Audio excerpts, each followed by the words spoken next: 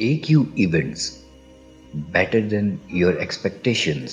آج کی جو روایات ہیں اس کا جو بنیادی یا مرکزی مضمون وہ حب رسول صلی اللہ علیہ وسلم ہے کہ آپ صلی اللہ تعالیٰ علیہ وسلم کی محبت ایمان کی علامت یا تکمیل ایمان کے لیے محبت مصطفیٰ بہت ضروری ہے، اس کے بغیر ایمان کامل نہیں ہو سکتا۔ اب محبت جو ہوتی ہے وہ اس کی مختلف صورتیں ہیں، مختلف قسمیں کہہ لیں، جو بھی کہہ لیں۔ بنیادی طور پر محبت کے آپ سمجھ لیں کہ دو صورتیں ہوتی ہیں۔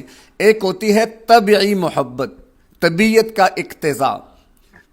باپ کو اپنی اولاد سے محبت ہے، یہ اس کی طبیعت کا اقتضاء ہے۔ بھائی بھائی سے محبت کرے، میاں بیوی کی آپس کی محبت، تو یہ طبیعت کے اقتضاء سے پیدا ہوتی ہے، یعنی طبیعت کا تقاضا ہے کہ محبت کرنی ہے، اور کوئی خارجی عامل اس کے اندر کار فرمان نہیں ہوتا کہ میں کیوں اس سے محبت کر رہا ہوں، بس اولاد ہے تو محبت ہے، بات ختم۔ اور ایک ہوتی ہے محبت عقلی، طبعی اور عقلی۔ عقلی محبت جو ہوتی ہے وہ کسی وجہ سے ہوتی ہے، اس کے پیچھے ایک محرک ہے، اس کے پیچھے کوئی عامل ہے کہ جو اس محبت کو پیدا کر رہا ہے۔ بظاہر اس میں طبیعت کے اقتضاء کا عمل دخل نہیں ہوتا۔ مثال کے طور پر آپ یوں سمجھے ایک مریض ہے، اب وہ دوائی استعمال کرتا ہے، اب مریض اور دوائی کا تعلق وہ بھی ہے، لیکن مریض کی طبیعت کا اقتضاء دوائی نہیں ہے کہ بھائی میں اس لیے دوائی کھاتا ہوں کہ مجھے اچھی لگتی ہے، مجھے بہت پیاری لگتی ہے، میں دوائی کھاؤں گا۔ تو صحت مند آدمی کبھی دوائی نہیں کھاتا، وہ ہمیشہ بیمار آدمی کھاتا ہے۔ تو اب یہ کیا ہے؟ عقلی، کہ عقل اس بات کا تقاضا کر رہی ہے کہ میں دوائی کا استعمال کروں کیونکہ یہ میری ضرورت ہے اور اس کے بغیر میرا چارہ نہیں ہے۔ تو یہ تو محبت کے حوالے سے مختصر سی بات۔ اب آ جائیں حب رسول صلی اللہ علیہ وسلم کی طرف، تو وہاں پر محبت کی دوسری جو قسم ہے محبت عقلی، وہ کار فرما ہے۔ طبیعت کا اقتضاء وہ تو ایک الگ بحث ہے، اس پر بھی اگر ہم بات کریں تو بات اپنے منطقی انجام تک پہنچ جائے گی، لیکن زیادہ ہماری عقل اس بات کا تقاضا کر رہی ہے کہ ہم آپ صلی اللہ علیہ وسلم سے محبت کریں، کیونکہ آپ کے بغیر ہمارا گزارا نہیں ہے، آپ کے بغیر چارہ نہیں ہے۔ آپ صلی اللہ تعالیٰ علیہ وسلم کا وجود مسعود جو ہے، ویسے ایک روایت اور ایک بات اکثر کہی جاتی ہے کہ آپ صلی اللہ علیہ وسلم وجہ کائنات ہیں، یعنی آپ کی وجہ سے کائنات بنی۔ اس پر بعض علماء نے کلام کیا ہے۔ اصل میں اس کے لیے جو روایات پیش کی جاتی ہے نا، لولاک لما خلقت الافلاک، یہ ایک حدیث ہے، حدیث کے طور پر کہہ لیں جو بھی، کہ اگر آپ نہ ہوتے ہم اس کائنات کو پیدا ہی نہ کرتے۔ تو اس پر کلام ہے، یہ کتب احادیث میں کہیں پر یہ موجود نہیں ہے، کیونکہ ویسے اگر ہم کائنات کی تخلیق کے مقصد کو دیکھتے ہیں تو وہ تو ویسے ہی اللہ تبارک و تعالیٰ کا امر اور ارادہ اس کے پیچھے کار فرما ہے، اور اس کا بنیادی مقصد کیا ہے کہ ہم اللہ تک پہنچیں، اللہ تک ہماری رسائی ہو۔ تو انہی میں سب سے بڑا ذریعہ اللہ کے محبوب پیغمبر صلی اللہ علیہ وسلم کی ذات بابرکات بھی ہے کہ آپ کے بغیر اللہ تک پہنچنا بالکل ناممکن ہے۔ لیکن ظاہر آپ صلی اللہ علیہ وسلم سے پہلے بھی کم و بیش سوا لاکھ انبیاء گزرے ہیں، تو وہ بھی اپنی امتوں کے لیے ایک ذریعہ بنے کہ ان کو اللہ تبارک و تعالیٰ تک پہنچائیں، اور آپ صلی اللہ علیہ وسلم تو گویا انبیاء کے لیے بھی ذریعہ بنے۔ اس پر بھی پیچھے بات گزر چکی ہے کہ اللہ تبارک و تعالیٰ نے جب عہد لیا تھا انبیاء سے، وَإِذْ أَخَذْنَا مِنَ النَّبِيِّينَ مِيثَاقَهُمْ، کہ ہم نے جب ان انبیاء سے میثاق لیا تھا، لما آتیتکم من کتاب و حکمہ، کہ میں تمہیں کتاب و حکمت دوں گا، ثم جاءکم رسول، پھر تمہارے پاس ایک رسول آئے گا، لتؤمنن بہ ولتنصرن، تم نے اس پر ایمان بھی لانا ہے، اس کی نصرت بھی کرنی ہے۔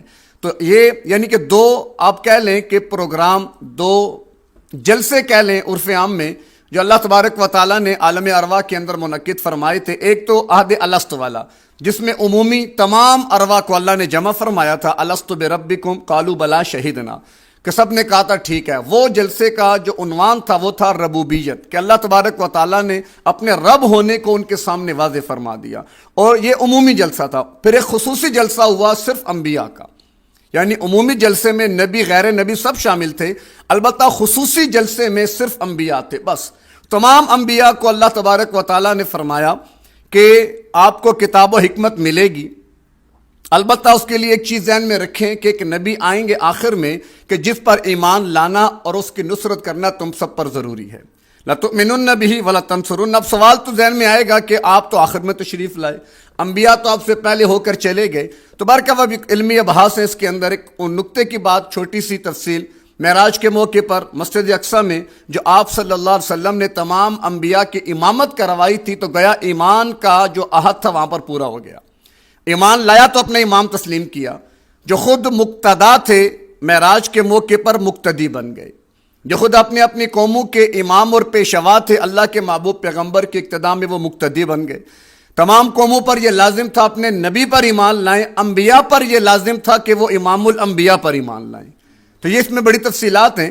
تو لتؤمنن بہ، تو ایمان تو وہاں پر ہو گیا، البتہ نصرت کا وعدہ پھر کب پورا ہوگا؟ جب عیسیٰ علیہ السلام تمام انبیاء کے نمائندے بن کے آخر میں تشریف لائیں گے اور آ کر دین محمدی کی نصرت فرمائیں گے اور دین اسلام کو پوری دنیا پر غالب فرما دیں گے۔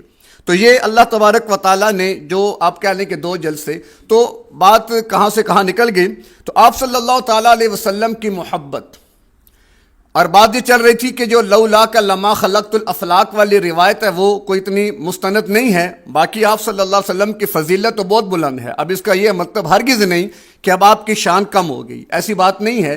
حقائق میں اتنی آپ کی شان بلند ہے کہ ہمیں مفروضوں کی طرف جانے کی ضرورت ہے ہی نہیں۔ مفروضے وہاں پہ قائم کیے جاتے ہیں جہاں پر حقیقت موجود نہ ہو، اور اللہ کے محبوب پیغمبر کی ذات تو اپنی حقیقت کے اعتبار سے ہی لا یمکن الثناء کما کان حقہ، بعد از خدا بزرگ تو ہی قصہ مختصر، بات ہی ختم ہو جاتی ہے کہ اللہ تبارک و تعالیٰ کے بعد کل کائنات میں اگر کسی کا مرتبہ اور مقام ہے تو وہ آپ صلی اللہ علیہ وسلم کا۔ تو حب رسول یہ عقلی محبت اس کا تقاضا ہے کہ آپ کے بغیر ہمارا گزارا نہیں ہے، آپ کے بغیر ہمارا چارہ کار نہیں ہے۔ اب آگے چونکہ حدیث میں تفصیل آ جائے گی کہ اس میں جو اس حدیث کے اندر جو خلاصہ بیان کیا گیا وہ یہی ہے کہ محبت رسول ہے کیا۔ اب سوال ہے کہ محبت رسول، میں نے کہا مجھے آپ صلی اللہ علیہ وسلم سے محبت ہے، اب اس کا تقاضا کیا ہے؟ اس کے تقاضے کے حوالے سے یہاں پر ایک آپ سمجھ لیں کسوٹی بیان کر دی گئی، ایک ترازو لگا دیا گیا، جو اس میں آئے گا وہ محبت رسول کے اندر سچا ثابت ہوگا۔ مختصر سی بات یہ کہ اپنی جان، اپنی اولاد، تمام انسانیت ایک طرف، اللہ کے محبوب پیغمبر کی ذات ایک طرف۔ جب آپ اس نہج پہ آ جائیں، جب آپ کے سامنے ترجیحات آ جائیں کہ اب ہم نے اپنے نفس کو ترجیح دینی ہے، برادری کو ترجیح دینی ہے، اپنی خواہشات کو ترجیح دینی ہے، یا اللہ کے نبی اور اس کی سنت کو ترجیح دینی ہے، اب وہاں پر آ کر ہمارے ایمان کا جائزہ ہوگا حب رسول کی ترازو کی بنیاد پر۔ خوش نصیب ہیں وہ لوگ جو تمام چیزوں کو چھوڑ کر اللہ کے نبی صلی اللہ علیہ وسلم کو اختیار کر لیتے ہیں۔ مثالیں دیکھیں نا صحابہ کے دور میں، کیونکہ جب محبت کا ٹکراؤ ہوگا، اب ظاہری بات ہے بدر کے موقع پر ایک طرف حضرت حذیفہ ہیں اور ایک طرف ان کے والد ہیں، اب وہ مسلمان ہیں وہ کافر ہیں، اب یہاں پر ایک ہے طبعی محبت، وہ کبھی نہیں۔ اب عتبہ کو جو ابو جہل نے تانا دیا کس بات کا دیا تھا؟ عتبہ جو سب سے پہلے مبارزت کے لیے نکلا تھا، وہ کیوں نکلا تھا؟ پہلے جب قافلہ چلا گیا نا ابو سفیان رضی اللہ تعالیٰ عنہ کا، تو اس نے کہا اب لڑنے کی ضرورت نہیں ہے، تو ابو جہل کو تیار کرنے آئے کہ بھئی کیا خیال ہے؟ تو ابو جہل نے تانا کیا دیا؟ بیٹا مخالف صف میں ہے تو دیکھ کر تو شفقت پدری غالب آ رہی ہے، تو کہا اچھا تو نے یہ تانا دیا۔ تو اب پھر اگلے دن جب صفیں بنی تو سب سے پہلے عتبہ نکلا، کون ہے جو میرے مقابلے میں آ کے لڑے گا؟ تو اب ایک طرف باپ ایک طرف بیٹا ہے، اب یہاں پر ایک ہے محبت طبعی، اب طبیعت کی محبت کا تقاضا کہ باپ ہے، باپ کہہ رہا ہے میرا بیٹا، اب ایک ہے عقلی محبت۔ تو اب یہاں پر یہ بات سمجھ میں آتی ہے کہ طبعی اور عقلی محبت میں سب سے افضل جو ہے وہ عقلی محبت ہے، یعنی اگر دونوں کے درمیان تضاد آ گیا، ٹکراؤ کیفیت بن گئی، تو پھر طبعی محبت کو عقلی محبت پہ قربان کیا جائے گا، نہ کہ عقلی محبت کو طبعی محبت پہ۔ صدیق اکبر رضی اللہ تعالیٰ عنہ اپنے بیٹے کے ساتھ بیٹھے کھانا تناول فرما رہے تھے، مسلمان ہو گیا تھا بیٹا، اس نے کہا کہ ابا حضور بدر کے میدان میں آپ کئی مرتبہ میری تلوار کی زد میں آئے، میں نے باپ سمجھ کے چھوڑ دیا۔ تو ابو بکر صدیق کا چہرہ سرخ ہو گیا، کھڑے ہو گئے اور کہا کہ واللہ اگر تو ایک مرتبہ بھی میرے تلوار کی زد میں آتا میں تیرا سر تن سے جدا کر دیتا۔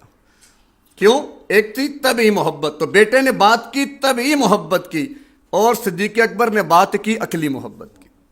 اور پھر کس طریقے سے کتنے واقعات ہیں، بھائی نے بھائی کو مارا، باپ بیٹا آمنے سامنے آ گئے، چچا بھتیجا، ماموں بھانجا، یہ کیفیات بنی پھر۔ تو اب وہ جو رشتوں کی محبتیں تھیں وہ ساری طبعی محبت کے تقاضے تھے، لیکن جب عقلی محبت کا تقاضا آیا تو طبعی محبت کے سارے تقاضے کیا ہو گئے؟ قربان کر دیے گئے۔ تو یہی چیز ہے، تو ہمیں بھی اپنی زندگی، اپنے طور طریقوں اور ترجیحات میں اس چیز کو سامنے رکھنا پڑے گا کہ ہم بھی اگر محبت رسول کی بات کرتے ہیں تو پھر اب اس پر عمل کے لیے ہمارے پاس کیا معاملہ ہے، اور ہم کس طرح اس چیز کو باور کرا سکیں گے کہ واقعی ہم آپ صلی اللہ علیہ وسلم سے محبت کرتے ہیں۔ باقی ترجمے میں ضمن 2-4 باتیں آ جائیں گی۔ ان انس رضی اللہ تعالی عنہ قال، حضرت انس سے روایت فرماتے ہیں قال رسول اللہ صلی اللہ علیہ وسلم، اللہ کے نبی صلی اللہ علیہ وسلم نے فرمایا لا یؤمن احدکم، تم میں کوئی ایک مومن نہیں ہو سکتا حتی اکون احب الیہ، جب تک کہ میں احب الیہ زیادہ محبوب نہ ہو جاؤں اس کو، من والدہ اس کے والدین سے، و ولدہ اولاد سے، و الناس اجمعین تمام انسانوں سے۔ اب یہ بات سامنے آ گئی کہ اولاد، والدین، تمام انسانیت، ان سے زیادہ اگر میری ذات محبوب نہیں ہے تو سمجھ لو ایمان کامل نہیں ہے، تو مومن ہی نہیں ہو۔ تو کیا ہم اس معیار پر پورا اتر رہے ہیں؟ کیسے اتر رہے ہیں؟ مثال کے طور پر بیٹا بیمار ہو گیا، رات پوری جاگ کر گزر جاتی ہے، نیند نہیں آتی، بے چینی رہتی ہے، لیکن فجر کی نماز یا عشاء کی نماز نہیں پڑھی اور ہم بستر پر چلے گئے تو کیا ہر رات کو ہمیں بے چینی ہوتی ہے کہ نہیں ہوتی؟ اگر بغیر عشاء پڑھے بستر پہ گئے، بغیر بے چینی کے میٹھی نیند سو گئے، تو اب یہی ہمارے لیے میں نے آسانی کے لیے ایک مثال دی ہے کہ اگر بیٹا بیمار ہوتا تو رات ہاسپٹل میں گزرتی، جاگتے ہوئے گزرتی، لیکن نماز کی جب باری آئی تو پرواہ نہ آئی، تو گویا کہ کیا مطلب ہوا کہ مجھے اپنی اولاد ابھی زیادہ محبوب ہے۔ تو کیا کہ اس معیار پر میں ابھی پورا، کیونکہ نماز، اللہ کے نبی نے کیا فرمایا جعلت قرۃ عینی فی الصلاۃ، میری آنکھ کی ٹھنڈک تو نماز میں ہے۔ تو کہ اللہ کے نبی صلی اللہ علیہ وسلم کو ٹھنڈک پہنچانا، راحت پہنچانا ہمارے ذمے ہے، کیونکہ انہوں نے ہماری راحت کے لیے اپنا آپ قربان کیا تھا کہ ہم راحت میں رہیں دنیا میں بھی اور آخرت میں بھی۔ لیکن آج امتی اپنے نبی کے راحت کے لیے کیا کر رہا ہے؟ تو اس کو اس بارے میں سوچنا چاہیے، محاسبہ کرنا چاہیے۔ تو یہ حدیث ایک بہت بڑا پیغام ہے اور ہمارے اور آپ کے لیے ایک معیار ہے کہ جس پر ہم نے اپنے داموں کو رکھنا ہے۔ ہم کس حد تک، اب مثال اگر نبی کی سنت کی بات آتی ہے، اب ایک عقل، ایک طبیعت کا تقاضا ہے نا کہ بھائی ٹھیک ہے، ہم اپنی مثال کے طور پر داڑھی کے بارے میں ٹھیک ہے، لوگوں کے مختلف کانسیپٹ ہیں، وہ ساری چیزیں اپنی جگہ۔ دیکھیں محبوب کی ہر ادا سے کیا ہوتی ہے، وہ ایک واقعہ لیلا مجنو کا، اب وہ حقیقت کیا ہے، وہ واقعہ اس بنیاد پر کہ اس میں سمجھ آ رہی ہے کہ نسبت کیا چیز ہوتی ہے۔ وہ مجنو تھا کہ وہ کسائی کی دکان پہ چلا گیا تو اس نے بکرا لایا ذبح کرنے کے لیے، تو مجنو پہنچ گیا، بھائی اس کو ذبح نہیں کرنا، کیوں نہ کریں، بس تو چھوڑ اس کو، اس کے بدلے میں تجھے اور بکرا لا کے دے۔ تو اس نے کہا کسائی نے کہ چل ایسا بکرا تو کہاں سے لائے گا، وہ ایک اور بکرا لے آیا، اس نے کہا یہ صحیح نہیں ہے، اس نے کہا میں اور لاتا ہوں، میں ایک اور لاتا ہوں، مختصر کر رہا ہوں۔ کسائی نے کہا تو کہ دیوانہ لگتا ہے کہ 8-10 بکرے بدلے میں آ گئے اس ایک بکرے کو بچانے کے لیے۔ تو بعد میں پوچھا گیا اس سے مسئلہ کیا تھا، تجھے مسئلہ کیا اس بکرے سے؟ تو اس نے کہا کہ اس کی آنکھیں میری لیلا سے ملتی ہیں، تو میں کیسے گوارا کروں اس کی گردن پہ چھری چلے۔ حقیقت کیا ہے اللہ بہتر جانتا ہے، لیکن اس بنیاد پر کہ پیغام کہ فقط آنکھ کی نسبت ہوئی تو مجنو نے برداشت نہیں کیا، تو یہ تو ساری زندگی پیغمبر کے ساتھ منسوب رہی ہے۔ حضرت ابو محذورہ رضی اللہ تعالی عنہ، ابو محذورہ جو اذان مؤذن بھی مشہور ہیں، وہ بچوں کے ساتھ کھیل رہے تھے، تو مسلمان نہیں ہوئے تھے ابھی، حضور اپنے صحابہ کے ساتھ وہاں سے گزرے تو حضرت بلال نے اذان دی تو انہوں نے نقل اتاری، تو آپ نے فرمایا کہ لے آؤ بچوں کو ادھر۔ باقی بچے ڈر کے بھاگ گئے، تھوڑے بڑے تھے نا، ڈرے نہیں، بھاگے بھی نہیں، کھڑے رہے۔ تو حضور تشریف لے گئے اور پیشانی پہ ہاتھ رکھا شفقت سے، فرمایا بیٹا تم کیا کہہ رہے تھے، دوبارہ کہو۔ اذان کے کلمات دہرانے لگے، جب شہادتین پہ پہنچے، ایمان تو نہیں تھا نا، نبوت رسالت کو مانتے نہیں تھے، خاموش ہو گئے۔ تو اللہ کے نبی نے پھر ہاتھ رکھا پیشانی پر، کہا ذرا اونچی آواز سے کہہ دو۔ تو کہتے ہیں کہ بس وہ ہاتھ رکھنا تھا اللہ کے محبوب پیغمبر کا کہ ایمان دل میں اتر گیا، مسلمان ہو گئے۔ وقت گزرتا گیا، جب بھی بال کٹواتے سارے بال کٹوا دیتے، سامنے کے بال نہیں کاٹتے تھے، اور وہ بڑے ہوتے ہوتے کافی بڑے ہو گئے۔ تو کسی نے پوچھ لیا کہ اس کے پیچھے راز کیا ہے، تو انہوں نے جواب دیا کہ اصل میں وہ پورا واقعہ سنا کر کہا کہ ان بالوں کو میرے نبی کا ہاتھ لگا تھا، گویا بالوں کی نسبت پیغمبر کے ساتھ ہو گئی تھی۔ اب وہ ہاتھ کتنی دیر کے لیے لگا ہوگا، 1 سیکنڈ، 2 سیکنڈ، 5 سیکنڈ۔ کہتے ہیں اس نسبت کی لاج یہ ہے، اور غیرت گوارا نہیں کرتی کہ میں ان بالوں کو کاٹوں اور نیچے گرا دوں، میں نے بال کاٹے ہی نہیں۔ تو جن بالوں کے ساتھ تھوڑی سی نسبت پیغمبر کی ہوئی، وہ کاٹنے اس صحابی نے گوارا نہیں کیے، تو داڑھی مبارک ساری زندگی پیغمبر سے منسوب رہی ہے، ساری زندگی۔ تو کیا اس کے بارے میں ہم کیوں اتنی کوتاہی میں جائیں؟ ہمیں اس کا اہتمام کرنا چاہیے۔ اللہ نے حسن رکھا ہے، فرشتوں کی تسبیح ہے کہ پاک ہے وہ اللہ کہ جس نے مردوں کو داڑھیوں کے ساتھ اور عورتوں کو بالوں کے ساتھ زینت بخشی ہے۔ تو مرد داڑھی کے ساتھ ہی اچھا لگتا ہے، کیوں؟ کہ جو ببر شیر ہوتا ہے نا جنگل کا بادشاہ، شیروں کا بھی بادشاہ، کبھی آپ ببر شیر کی تصویر دیکھیں تو اس کے چہرے پر بھی، تو اللہ تعالیٰ نے شیروں کو، آج بھی آپ دیکھ لیں افغانستان کے شیر سارے کے سارے جب آتے ہیں تو ماشاءاللہ دیکھ کر طبیعت خوش ہو جاتی ہے. بڑی سے بڑی میٹنگ میں بھی چلے جائیں اپنی بود و باش، اپنی تہذیب کو نہیں چھوڑتے. وجہ کیا؟ محبت. عقلی تقاضے غالب، ہم تو طبی تقاضوں کے تابع چلتے ہیں نا، طبیعت کیا چاہتی ہے، نہیں، عقل کے تقاضے پہ جائیں کہ اللہ کے محبوب پیغمبر کی سنت اور محبت ہم سے کیا مطالبہ کرتے، پھر جا کے ہم کیا ہوں گے، ایمان کامل کے اوپر پہنچیں گے. وہ انہو، حضرت انس سے روایت ہے، قالا فرماتے ہیں، قال رسول اللہ صلی اللہ علیہ وسلم، ثلاثن، تین چیزیں، من کن فیہ، جس میں وہ تین چیزیں ہیں، وجد بہن حلاوت الایمان، وہ ایمان کی لذت کو محسوس کرے گا. جو تین چیزیں جس کے اندر موجود ہیں وہ ایمان کی لذت کو محسوس کرے گا. من کان اللہ و رسولہ، وہ شخص کہ اللہ اور اس کا رسول ہو جائے، احب الیہ، اس کو زیادہ محبوب، مما سواہما، ان کے ما سوا سے، یعنی اللہ اور اس کے نبی ما سوا سے محبوب ہو جائیں، کہ کائنات پوری ایک طرف آ جائے، اللہ اور اللہ کے پیغمبر جس طرف ہوں ہمارا رجحان اس طرف ہونا چاہیے. ومن احب عبدا، اور جو کسی شخص سے محبت کرے، لا یحبہ الا للہ، تو اللہ کے لیے محبت کرے. تعلق، محبت، رشتہ داری، جو کچھ بھی کہہ لیں آپ، جو بھی بنائے، اگر اس بنیاد پر کہ وہ اللہ کے لیے بنا رہا ہوں، تو یہ بھی دو چیزیں ہو گئی. یعنی ایک تو اللہ اور اس کے نبی اس کو سب سے زیادہ محبوب ہو جائیں، نمبر دو کہ وہ دنیا میں بھی جس سے محبت کرے تو اللہ کے لیے. اللہ کے لیے کرنے کا مطلب کیا؟ کہ تعلقات مفادات کی بنیاد پر نہ ہوں، کہ مجھے اس سے کیا ملے گا. کیونکہ اکثر جو تعلق ٹوٹتے ہیں، اگر آپ ان کی بنیاد میں جائیں تو وہ تعلق اغراض کی بنیاد پہ بنتے ہیں. غرض پوری ہے تو تعلق چلے گا، غرض نہیں پوری ہوگی تو تعلق ختم، ٹوٹ جائے گا، کیونکہ اس کی بنیاد ہی غلط ہو گئی نا. جب تعلق اللہ کے لیے ہوگا تو پھر اغراض بیچ میں نہیں ہے، تو اچھا کرے میرے ساتھ تب بھی، برا کرے تب بھی، میں نے جب اللہ کے لیے تعلق بنایا تو میں نے چلانا ہے، تو پھر وہ تعلق کو نبھانے والے ہوتے ہیں، وہ تعلق ٹوٹنے نہیں دیتے. وَمَن يَكْرَهُ أَن يَعُودَ فِي الْكُفْرِ، اور وہ شخص جو ناپسند کرے کفر میں لوٹنا، بعد ان انقذہ اللہ منہ، بعد اس کے کہ اللہ نے اس کو کفر سے بچا لیا.